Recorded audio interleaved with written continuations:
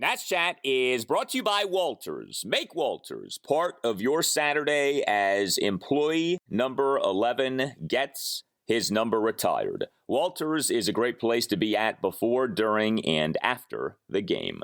Walk on over to Walters for Game 2 of the Stanley Cup Finals. Puck drops at 8 p.m. on Saturday night. Hernandez digs in for the right side. Hand kicks, delivers the pitch. Swing and a miss. Struck him out with a slider.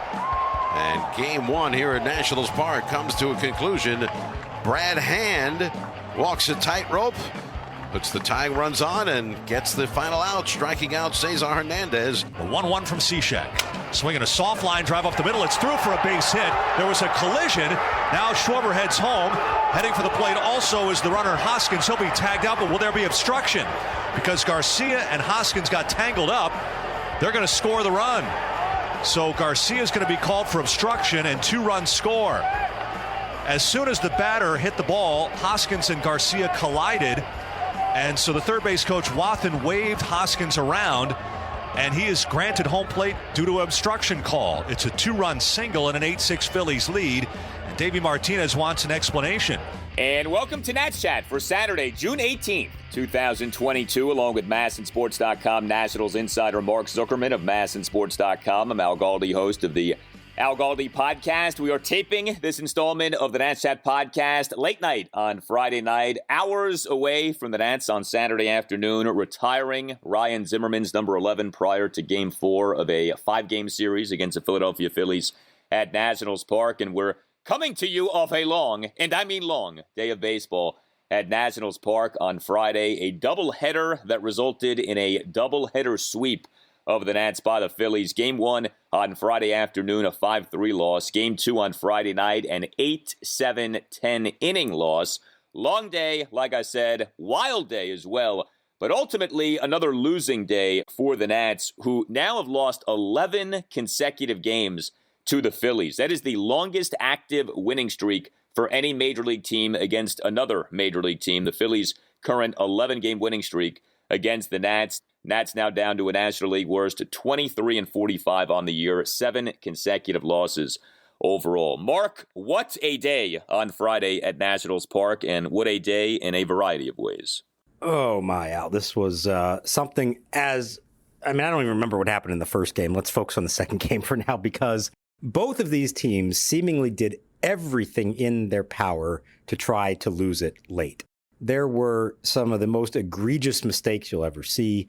Defense, questionable decision-making in a lot of ways, bad relief pitching. You name it. I know the Phillies are a contending team, but they have so many issues, especially in these games. And talking to their writers who cover their team, this happens to them like every other night that they're involved in one of these games. Sometimes they win them, sometimes they lose them. The Nats, unfortunately, they pretty much lose these games when they get into them. And the lack of execution, the lack of making the right decisions at critical moments, it really stands out. And look, it's the sign of a bad team. The Nationals are a bad team. I think we can all acknowledge that. But boy, is it difficult to watch and frustrating. And it felt like, even though they held the lead, it felt like you're just waiting for when is it going to go wrong, because right now they will find a way to make it go wrong and lose a game. Yeah, and that certainly happened really in Game 2 with this doubleheader. It happened to a degree, I suppose, in Game 1. So we'll start with the controversy from the doubleheader. So Game 2, the 8-7-10 inning loss. The Nats in this game blew a 5-3 eighth inning lead, but tied the game in the bottom of the ninth on one of the most egregious errors that you'll ever see, a throwing error by Philly shortstop D.D. Gregorius off a grounder from the bat of Nelson Cruz. Swinging a ground ball towards short. Gregorius charges it, hasn't. He'll throw the run. A bad throw. Gets by Hoskins. Goes out of play into the camera well. The game should have been over. There were 2 outs in the inning. Instead, Cruz ends up reaching base via error. The Nats score the game-tying run. We're knotted at 6. Then comes the top of the 10th inning, and the Nats shortstop, Luis Garcia, ends up getting called for what I think was a wacko obstruction call, but you talked to the crew chief on the umpiring crew, so we'll get to that momentarily. But just to set up what happened here. So the Phillies ended up scoring 2 runs in the top of the 10th. Runners on second and third, 1 out, game tied at 6. JT Realmuto hits a single into center field past a diving Luis Garcia. The runner on third, Kyle Schwarber, easily scored. The runner on second, Rhys Hoskins, collided with Garcia as Garcia was making his diving attempt at the Realmuto single. If you watch the replay, Garcia's glove falls off as he collides with Hoskins. This is really a weird deal. Hoskins on the play ended up being out by a mile at home plate, but Garcia was soon called for obstruction, with the idea being that he obstructed Hoskins in the baseline between second and third, and Hoskins was awarded home plate. Davey Martinez was furious, ended up getting ejected by the crew chief Dan Iassonga, who just happened to be the second base umpire for the game. If he's against obstruction, he's awarded third base. He's not awarded home. After he touches third base and he rounds the base, to me, it's fair game. He got thrown up at 40 feet. I don't know what Luis Garcia was supposed to do. You spoke to Iassonga after the game. What was his justification for this? All right, so there's a lot to unpack here. And before we get started, I want to say when we get to the end of this, I have something else about that whole at-bat that I really want to get to and why it probably never should have even come to what it did. So don't let me forget about that. For those who don't know what the obstruction rule is, it's obstruction by a fielder if the fielder impedes the runner progressing from one base to the other, provided that the fielder is not either in possession of the ball or he's not in the act of fielding the ball. And that's the key phrase there, not in the act of fielding the ball. What Dan Iassonga said to me as the pool reporter for this game was that in that instance, we felt like the fielder had already attempted to make a play on the ball, and then the contact occurred. Once he does that, he's got to vacate. He's got to get out of the way of the runner. So once he tries to field the ball, once we feel like he's done that, it's his job to get out of the way of the runner. I know it was very close when that happened, and it's a judgment call. It's a very close judgment call. So what he's essentially saying is that Garcia had his opportunity to field the ball, didn't get it, and then obstructed Hoskins from advancing. To me, and I've looked at it a few times, it seems like the ball hasn't even reached him at when the contact is made. It also seems to me like Hoskins was trying to initiate contact, and if you saw the third base coach's reaction, it almost felt like they knew they were trying to do that and trying to get the call made on their behalf. I would also say, off the bat, I didn't think he was really going to make the play. Like, I thought it was going to be a single up the middle. I'm not sure if he even was going to make the play at all, but I don't believe that the obstruction occurred after the ball had already passed him or after he already had the opportunity. It felt like he collided with him in the act of trying to dive for a ball that he may or may not have gotten to. So there's all that. The second part of the equation is this. Even when they call the obstruction and the first runner scores, they could have held Hoskins at third base. And what they determine instead, and this is a judgment call as well, and Iassonga says, once you have obstruction, you're going to award the runner whatever you felt he would have had, whatever base he would have reached had the obstruction not occurred. And he felt like even though Hoskins was thrown out by a mile, that he's saying he was thrown out by a mile because he was impeded and that slowed him down, that if not for the obstruction, he would have scored on the play. And in a lot of ways, I think that's the more egregious mistake here. I'm not convinced he was going to score on that play. Maybe he would have, maybe he wouldn't have not. But I didn't think it was obvious he was going to score. And I think that's actually a worse call than the obstruction call. Really? See, I didn't have that much of a problem with assuming he would have scored from second. But I can't get over that it wasn't determined that Garcia was in the process of trying to field the ball when he collided with Hoskins. I find that so odd. Garcia is making a diving attempt at the ball. Forget about whether he would have gotten to it or not. I don't think he would have, okay? We've seen a lot of balls like that get past him and also the guy he replaced, Alcides Escobar. But he's trying to make a play on the ball. He's not obstructing Hoskins. I mean, come on. And I think what's also interesting is this, and Iassonga said this to you, the Nats wanted runner interference on the play. That shows you how borderline this was, that you could actually make the case that Hoskins was guilty of an impropriety, not Luis Garcia. So I feel like this was kind of like over-umpiring to call that in that spot. It was a weird play, I'll grant you that, and you don't often see a fielder collide with a runner. But I don't know. I have a hard time seeing this from Iassonga's perspective, that Garcia did anything wrong. I don't know what else Garcia was supposed to do on that play. Yeah, I agree. And I even tried to ask him, like, what could he have done after attempting to field the ball to avoid the obstruction? And he says, well, I can't get into his head. It's just a very difficult, close play. I don't really believe anybody's at fault with it. It's just a really close play. And our job is to rule, and we ruled it obstruction. To me, and I can't say I'm an expert on this, but I would think that the call is just to let it go. Like, is that allowed? That to say that, yeah, there was a collision there, but I don't think Garcia was impeded from making the play. I don't think he was going to make it anyways. I also don't think he could have done anything to get out of the way of the runner. I think Hoskins may have tried to initiate it as well. And I think Hoskins would have made it to, it should have been a single and the runner on third. My opinion is if you take that all out of it, what would have just happened on the play? I think it would have been a base hit, 1 run scores, Hoskins goes to third. And instead they added an obstruction to it that I don't think there was anything Garcia could have done to prevent it from happening. I don't think that was a good call at all. And this obviously is not the first time the Nats have been jobbed by something like this, a rule along these lines. So is that what you were talking about, Hoskins being awarded home? That was the thing you didn't want to forget? No. So the at-bat in the first place, and here's where I actually think it never should have happened. The Phillies, there's so many weird things happen in this game. A few innings earlier, the Phillies send up Bryce Harper to pinch hit for Odubel Herrera. Okay. Harper doubles. That was the crazy at bat where he thought he walked and then he ends up doubling in 2 runs. Bryce Harper can't play the field right now. He's got a torn ligament in his elbow. He essentially is going to need Tommy John surgery after the season. So he can only DH. So by doing that, he cannot now come into the game. And what that meant is that the Phillies had to now pull their DH, Kyle Schwarber, put him in left field, and now their pitcher is batting in the spot that Harper was hitting, the number 5 spot in the order. So let's go all the way to the 10th inning now. And you have the automatic runner on, then you have Hoskins draws the walk, then you have Castellanos grounds out, and now here comes Real Muto with 1 out and runners on second and third. Real Muto's the batter. In the on-deck circle is the pitcher's spot, Alvarado. And to me, the play there is to intentionally walk Real Muto and force the Phillies to pinch hit for their only remaining decent reliever, Alvarado, to try to take the lead and then have to go to, I believe they only had 1 guy left in the bullpen they could have gone to, and it was the rookie who made his Major League debut, Kelly. I think it's Michael Kelly, who made his Major League debut the night before. And I asked Davey about it afterwards if he considered it. He said he thought about it. They felt like Real Muto, the way he's going right now, there was a good chance of him hitting a ground ball. They would either get the runner out at the plate or hold the runner and throw him out, and then they would force the Phillies to now pinch hit anyways and take their chances with the pinch hitter after that. To me, I've seen JT Real Muto for many years. The guy's a professional hitter. In that situation, second and third, game on the line, he's going to find a way to get the runner home, and he did. By the way, yeah, it was a ground ball, but it was right up the middle, and it was probably going to get through.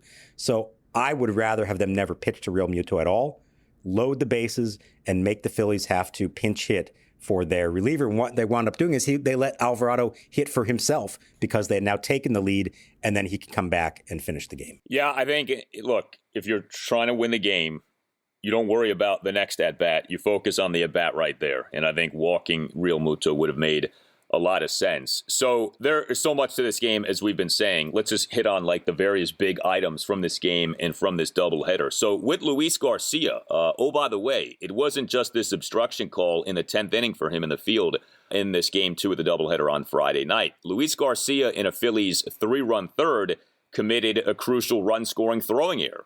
He, with a runner on second, nobody out, and the game tied at 1, fielded a grounder off the bat of Kyle Schwarber, while directly behind the second base bag.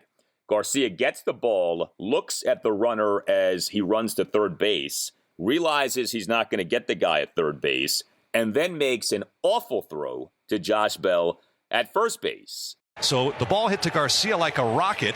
He took a look at third, but then threw wild toward first. The ball actually squirted away from Bell, hit the dugout screen, and Bell had to go all the way past the on-deck circle to chase it down. So Garcia thought about a play at third and then ended up losing the play at first. You know, classic thing of take the out that's there for you instead of trying to get fancy with things. And, you know, we understand what happened. We understand he's a work in progress. But, boy, that was a really bad defensive moment for Luis Garcia. He ends up having 2 costly defensive moments in this game. Now, the second one I don't put on him, but that first one you certainly put on him. He can't make that throwing error right there. Yeah, no, 100%. And it's overthinking, trying to do too much. There was never going to be a play at third there. just focus on getting the easy out, especially someone in his situation that they're working so hard with on getting the fundamentals down and making the routine plays. Don't make it more complicated than it needs to be. Do your mechanics, your footwork, everything that you've been working on to just make the simple play. Now, he still had plenty of time, even with the looking at the runner. There was plenty of time for him to set himself and make a good throw, and he didn't. And what you see with him a lot is he kind of drops his arm down, and he's kind of throwing it more sidearm than over the top, and that makes the ball tail on him, and you saw it's exactly what it did. What we are seeing is pretty much exactly what we had heard all along, and this is why they were so reluctant to call him up. It's not just about errors, but about a lack of awareness and fundamentals and just not a clean brand of defensive baseball from somebody who you're now asking to be a big league shortstop. And so they're going to live with it for now. He's here and he's hitting really well, so they're going to keep him in the lineup. They're going to live with this. You just hope that he learns from these mistakes and gets better. I don't know if he will or not, but they want to give him his opportunity to do that. And I'm reminded of, because I saw him today here, he's here all weekend for the Zimmerman celebration, Ian Desmond.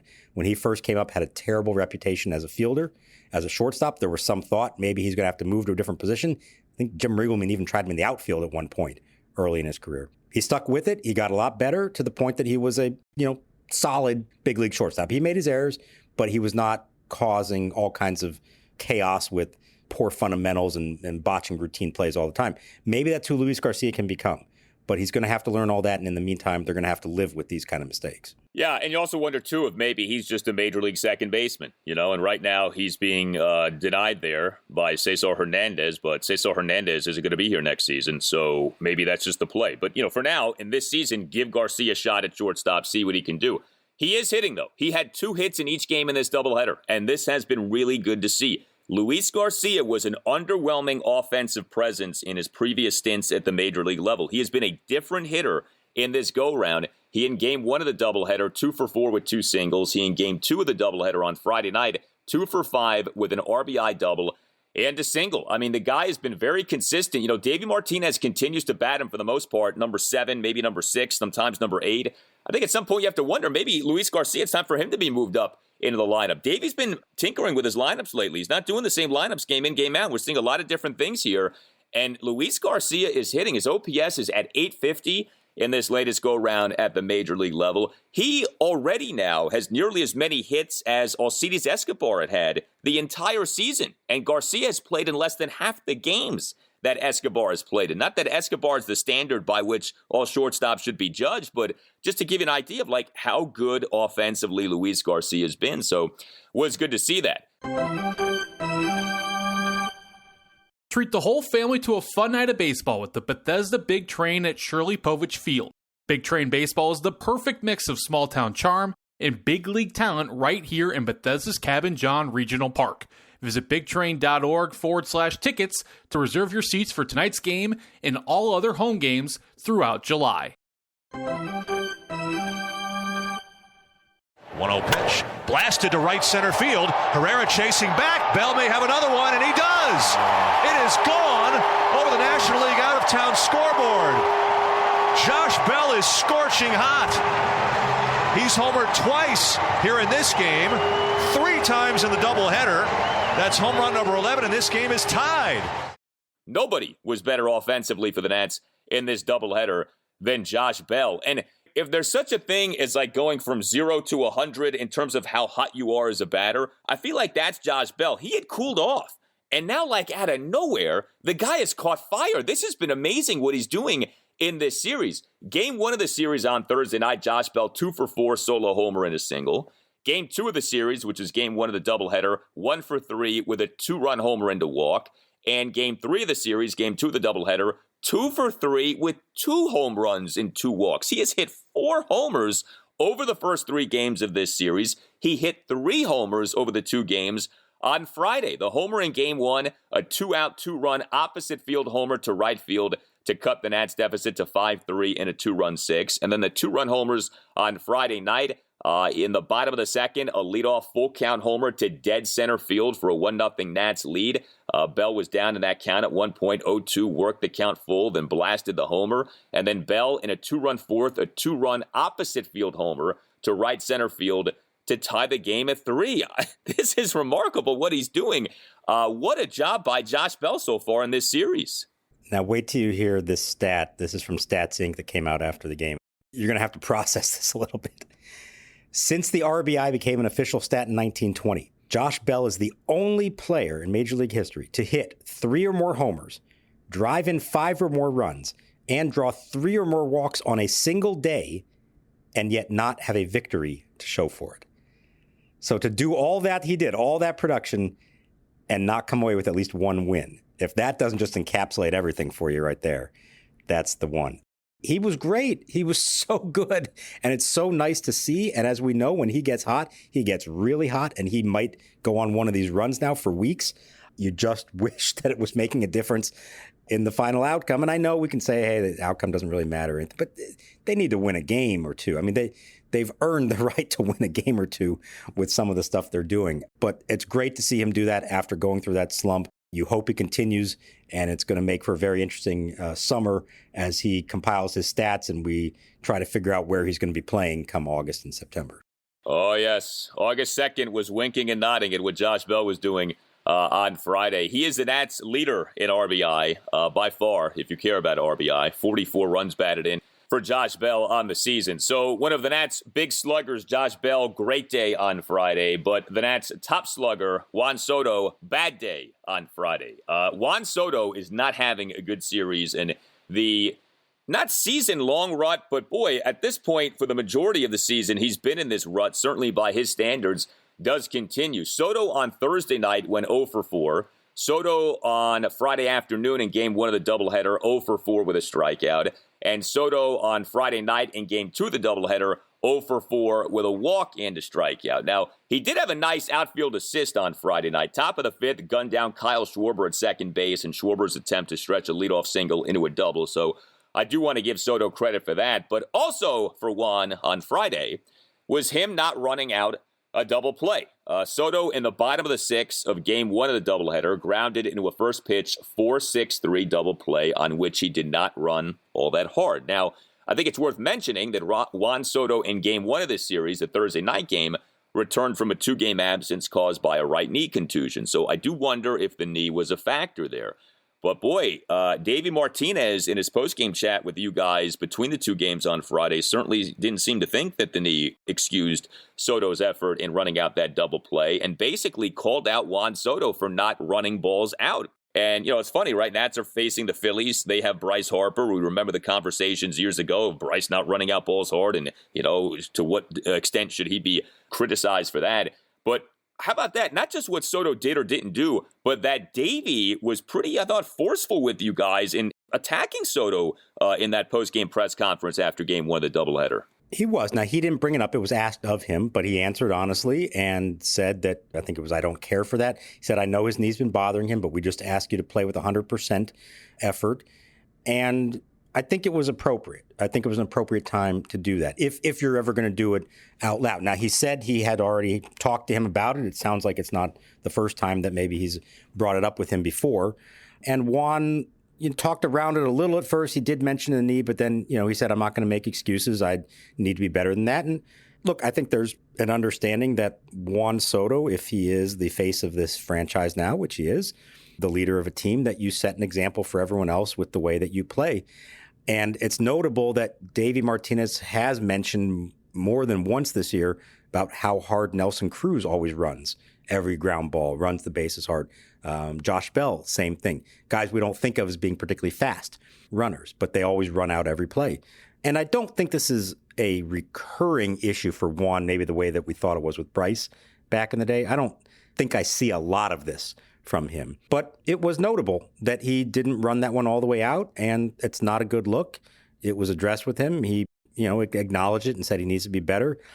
He doesn't look right now. And I'm not talking about the knee. I'm saying as a player, he doesn't look right now. He is still trying to figure things out at the plate. He hasn't looked great in the field, though. Like you said, I like the play that he made. He made a nice throw to second base. But he seems like a guy who is struggling to an extent that he hasn't in the past on a team that is losing way more than any other team he's ever been on.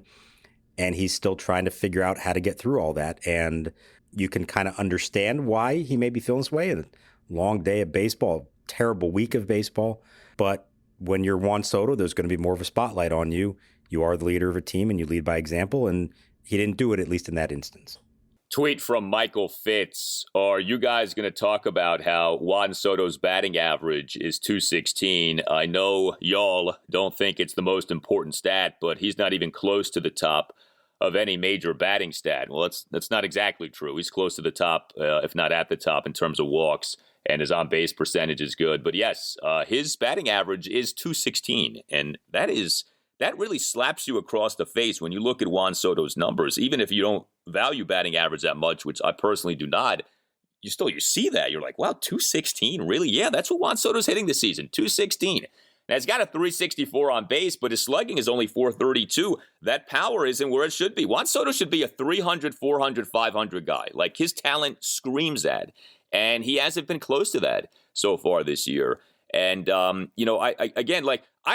don't want to bash him too much for the not running out the double play thing, because, again, he's coming off this right knee contusion.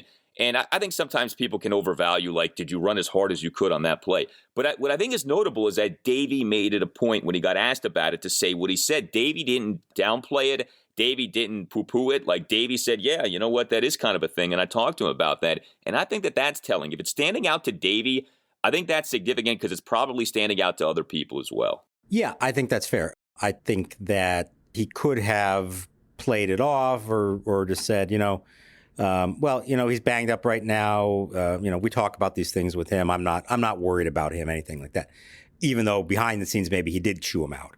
So yeah, he could have played it that way. He chose not to. I don't think it's a problem for him to do that. I think maybe he's trying to light a little fire under a guy who just doesn't look like himself right now. I don't know. Or maybe that's just Davey at the nearing the end of a really long and difficult week in which so many things have gone wrong, actually coming out and, admitting something publicly that he wouldn't have otherwise and letting the frustration get to him. So there could be some of that as well. It was notable. It's not something we hear a lot, certainly from Davey Martinez. It's not something you often hear said publicly, but I don't necessarily think it was inaccurate. One other thing just about Soto, he has hit 13 homers, which is tied for 20th in the majors. So there's a little bit of that, but what he's not doing is just hitting the ball with the same authority and consistency that we know from him, and certainly not hitting the singles that we're used to from him. So no, I mean, he's not right. He doesn't look like himself. Every once in a while you say, oh, well, okay, he's had a couple good at-bats, maybe he's figuring it out, and he doesn't quite get back to that, and he kind of falls back into these bad habits and things, and he's searching for it in a way that he has not before, and we're not quite there yet, but we're approaching the midpoint of the season, and that's troubling. Again, I'm not super worried in the long run that Juan Soto isn't going to figure it out, but right now, through 68 games, he is not the Juan Soto that we all know and expect him to be. No, he is not. His WAR entering games on Friday, 2.1 on the year, which is, not bad for this point of the season, but it's not superstar level. Like, you want to see Juan Soto playing at that MVP level that we know he can be at, and he hasn't been that so far on the year. All right, so the Nats pitching. This has been the biggest issue for the Nats lately, just in terms of, availability. You could argue the offense has been a bigger problem lately than people maybe want to talk about, but the pitching has been the thing that has had the Nats feeling like they're underwater for days now, just because of what happened on Monday night with the rain delay and Josiah Gray and the Steven Strasburg injury, and just the fact that the pitching isn't very good to begin with. So the two starting pitchers for the Nats in this doubleheader sweep to the Phillies on Friday, Joan Adon in Game 1, Paolo Espino in Game 2. I thought, all things considered, you got more or less what you wanted to get from these guys. Now, the bar is so low right now, okay? So it's kind of pathetic that we're going to say what we're saying here, but Joan Adon in Game 1. Remember, Joan Adon was sent down to AAA Rochester now a little more than a week ago, June 8th. He, over his first 12 starts at the major league level this season, ERA is .695. So, the expectations were low for him on Friday afternoon. He ended up allowing 4 runs in 5 innings. He gave up 7 hits, 4 doubles, and 3 singles, but he did have 6 strikeouts versus 1 walk. He did last for 5 innings, which these days for a Nats starting pitcher is like going 9, okay? That's like Livan Hernandez now, if you last 5 innings in an outing as a Nats starting pitcher. And he threw strikes, 64 strikes versus 33 balls over 97 pitches. Paolo Espino in Game 2, same kind of a thing. In fact, he was a little better than Adon was. 3 runs, 2 earned in 5 innings. Only gave up 3 hits, a homer and 2 singles. Did issue 4 walks into wild pitch. We're not used to seeing Paolo struggle with his control as he did on Friday night. But he also had 5 strikeouts. He threw 89 pitches over 5 innings. So again, low bar. Again, Nats are reeling right now from a starting pitching standpoint especially. But at least you didn't get total disasters from these guys. You didn't get, say, what you got from our friend Patrick Corbin, okay, with him not even lasting 4 innings. You didn't get what we got from, say, our friend Eric Fetty, who threw about 1,000 pitches in 5 innings and change. You got from Adon and Espino, I think, more or less what you realistically could have expected to get. Yeah, look, during the previous 5 games, all of them losses, they were averaging fewer than 4 innings per start. So that's a very low standard. Obviously not going to get it done, and both these guys completed 5. So, yeah, I think it was a success in that regard. Adon, it didn't start off well. 33 pitches in the first and then gave up 2 runs. Another couple of runs in the third. It looks like he's in trouble, but to his credit, he retired the last 7 batters he faced. I thought there was some improvement. I think they were encouraged by the strike throwing, by his ability to use his changeup, which was a major point of emphasis for him when they sent him down. This is a one-and-done thing. He's going back. This wasn't like an audition for him to stay in the rotation. They needed a starter for this game. He's going back down. But if he does the things that they want him to do, I think we are going to see him again. And as awful as the big-picture numbers are, when he's lost 11 games. And I know we don't care about pitchers' wins and losses, Al, but he's lost 11 games. You know, the New York Yankees have lost 16 games as a team this year. Yohan Adon has already lost 11 himself. He needs to work on things, but there have been some encouraging signs, I think. There's something there. You can tell this is an intriguing enough young pitcher to say that you want him to go down, get the seasoning that he probably should have had all along, and then maybe give him a chance later on to see what he can do. So he did, fine. It would have liked to give up a few less runs, but in the grand scheme of things, he did fine. Paolo did fine as well, about what you expected. The walks, I think, were the most troubling thing because that's not who he is. And he started off the game, back-to-back walks to open the game. That's not Paolo Espino at all. But again, fine, gave them a chance, gave them the 5 innings.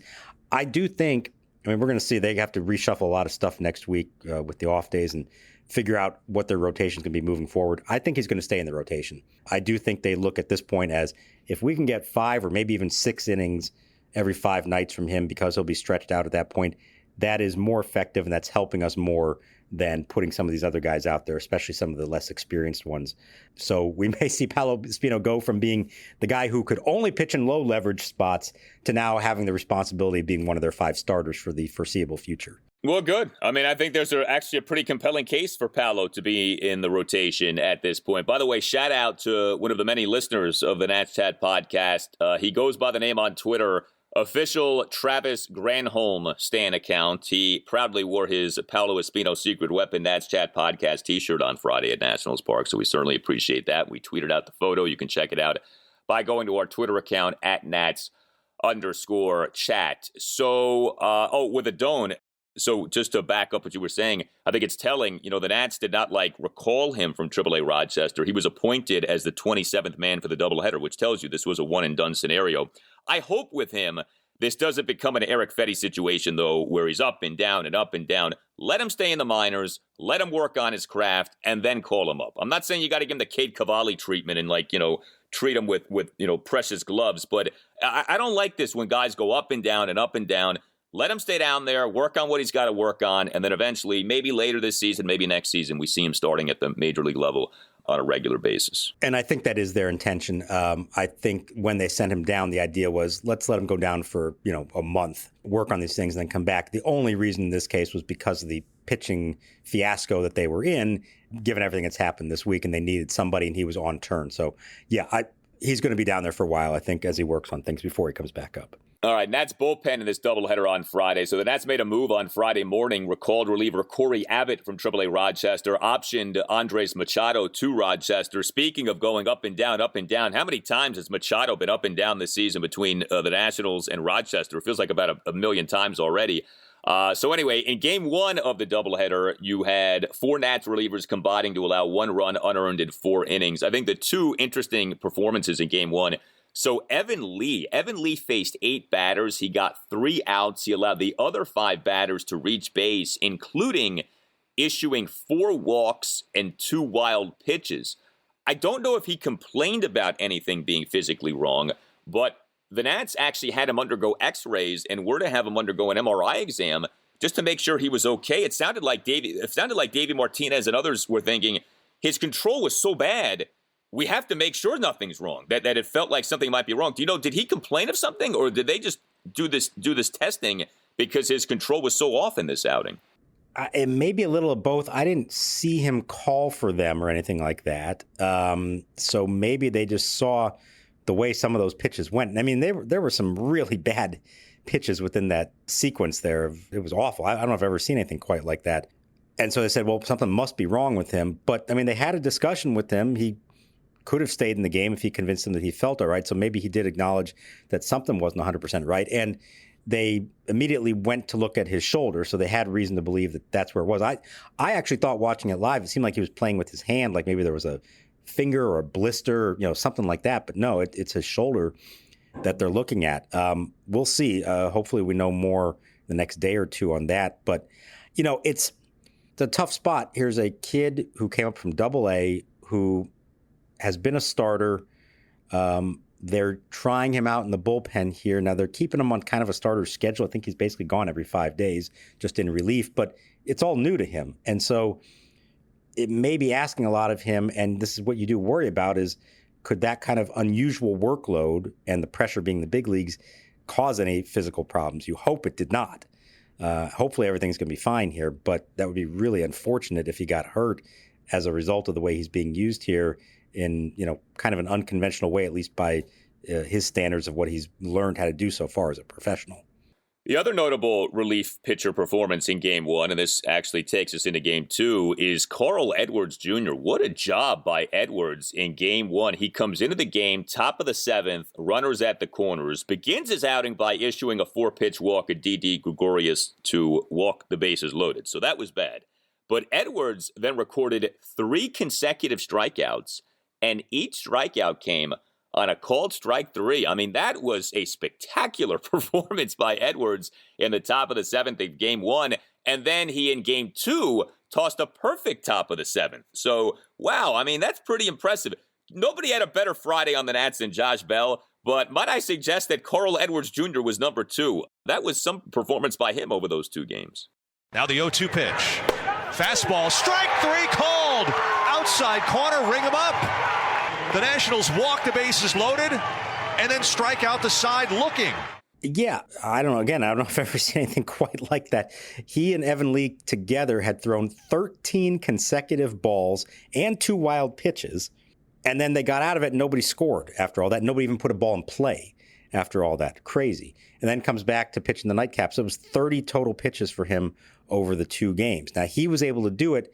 Kyle Finnegan, not so good pitching both ends of the doubleheader.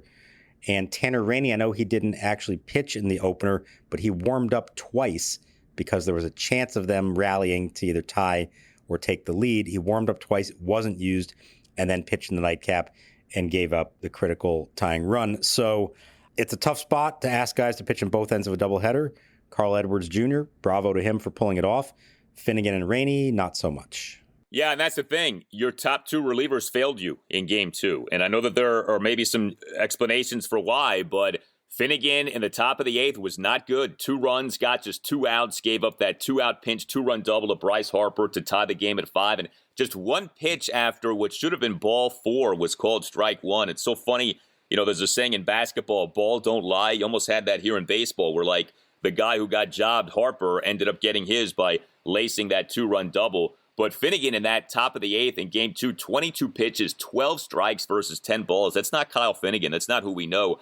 And then Tanner Rainey, who's been kind of spotty lately. Look, he did have 3 strikeouts, and he had a big strikeout to get the 3rd out in the 8th inning. Struck out Alec Boehm, but the home run by Vierling to put the Phillies up 6-5 in that 9th inning. So another shaky outing for Rainey, and then Steve Cishek in the top of the 10th allowed 2 runs one earned. There's one other thing from Friday I want to make mention of regarding the Nats. The Los Angeles Angels on Friday afternoon announced that Anthony Rendon is going to be undergoing season-ending right wrist surgery. So Anthony Rendon's season is done.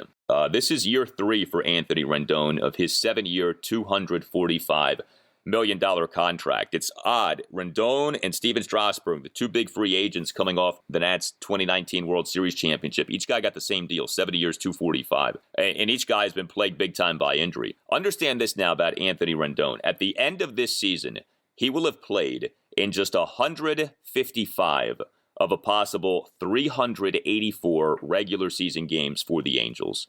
That works out to 40.4% of the Angels' regular season games over his first 3 seasons with the team. This contract right now with the Angels is an absolute failure, okay? Now, maybe it changes, all right? And everyone knows Anthony Rendon's a good player. Although, if you look at his numbers with the Angels, they're good but not great. He was a much better player with the Nats. But to the people who say, man, they should have re-signed Rendon, or the reason the Nats are in this predicament is because they've let too many of their guys go. No. Look at the big-name guys who the Nats have allowed to leave via free agency. Look at the big-name guys who've signed big-money contracts in leaving the Nats via free agency. Rendon, Jordan Zimmerman, Ian Desmond you can bring up. If you want to argue Bryce Harper, maybe. Okay, that's a to be determined. But what is happening with Anthony Rendon should not go unnoticed by the Nats fan. The Nats made the right call in not re-signing him. Ask the Angels right now how they feel about this contract. 40.4% of the games over the first 3 seasons. And he's getting older. You think he's going to become super durable over the remaining 4 years of this contract? He missed a good amount of time with the Nats due to injury, and we're seeing this play out now with the Angels. And, not to beat up on the guy, okay, because everyone likes him, but I think that's a significant thing on your Nats Friday, that Anthony Rendon is out for the rest of this year, and so far his contract with the Angels looks like a big-time whiff by the Angels.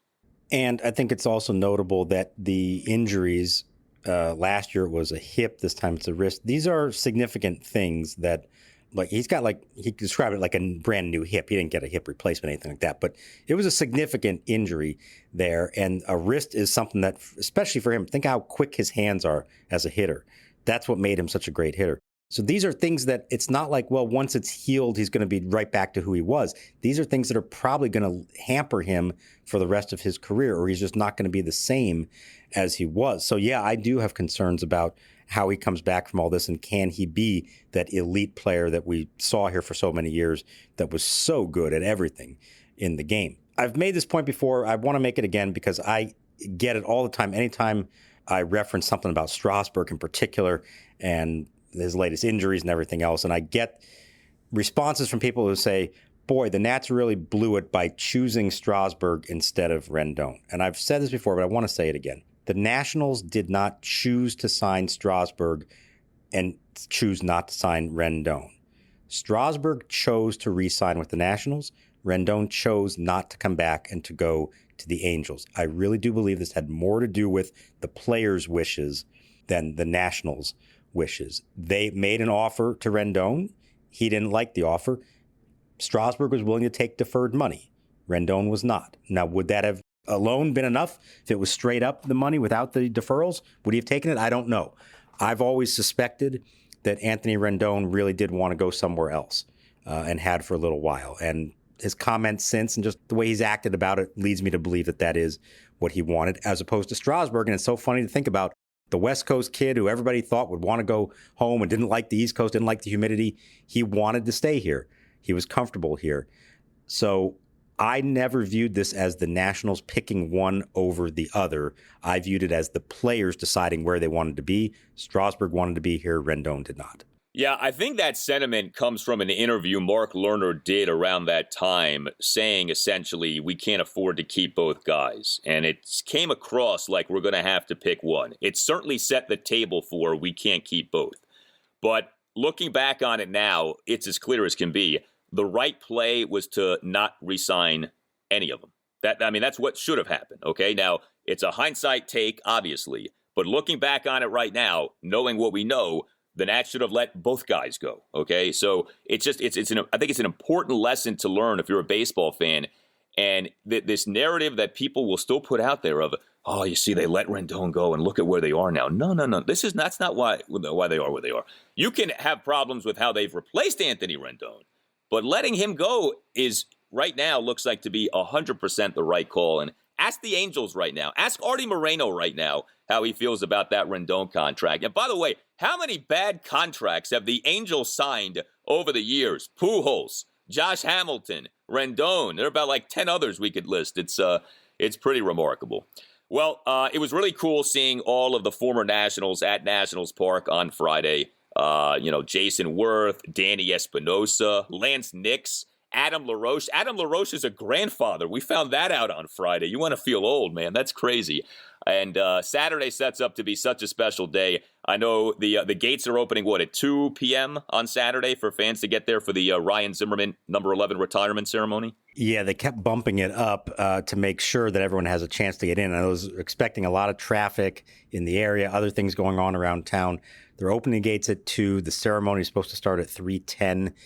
So if you are coming, try to get here. Expect traffic. Expect it to take a while. Try to get in early. I've been told that it's going to be a very cool ceremony. They put a lot of time and effort into this. It's going to be a long ceremony. You can see the game starts at 4:35, and they're starting this thing at 3:10. It's going to be there's a lot to it, but I've been told a lot of people are participating, not just in person, but a lot of video tributes and some surprises to it. And I think it's going to be an emotional day. And I think they realize you only get one shot to do this. This is the first number retirement you have, and it's the face of the franchise, the guy who was there from the beginning. You only get one crack at this. You better do it right. And I think everything that I sense is that they have put a lot of time and effort and thought into this. They want to do it right. So make sure you're there. If you aren't coming to the game, put on Masson. We're going to have the entire thing on the air, expanded pregame show. They're going to show the entire ceremony. It really should be a special day at the ballpark. There is a therapeutic nature to this, too, because of what is happening with the Nats right now. Not just the state of the team, but actually like right now, 7-game losing streak, 11-game losing streak to the Phillies. To have something like this, a feel-good occurrence, to have all these names from the past show up and remind you of the good old days, I actually think this is very needed right now for Nationals fans, and it's nice to have this. I know watching guys, like just seeing Espinosa, I don't know, it made me feel good on Friday. I was like, wow, it's nice to see him. It's nice to be reminded of a time not that long ago when things were different with this team. Nice to see him not swinging from the left side of the plate, though, just talking about the good old days, because he could drive you mad about as much as anybody they've ever had. You talk about great defensive players who you just wish could hit a little bit. He never was able to figure it out. I like the guy a lot, but boy, was he stubborn and would not take instruction and never did become just a halfway decent hitter, because I always thought he could have been a very good player because his defense was that good. Yeah, Danny Espinosa, Michael A. Taylor, Victor Robles, if they were as good offensively as they were/are defensively, they'd be like Hall of Fame players. We want to solicit from you Ryan Zimmerman memories, Ryan Zimmerman thoughts. Send us voice memos. We'll be playing them at the conclusions of installments of the Nats Chat podcast. You can email us your Ryan Zimmerman voice memos at our email address, natschatpodcast@gmail.com. That's natschatpodcast@gmail.com. You can tweet us as well at Nats_chat. All Nationals radio highlights on Nats Chat are courtesy of 106.7 The Fan. For Mark Zuckerman, I'm Al Galdi. We'll talk to you next time on the Nats Chat podcast. Now Baez to the belt. 2 out. The right-hander kicks, delivers. Zim swings and drives one to deep center field. Way back goes Bellinger to the warning track, to the wall. It is gone! Goodbye! Bang! Zoom goes Zimmerman! It's a 3-run home run for the Z-Man! It's the Nationals 5 and the Dodgers 1!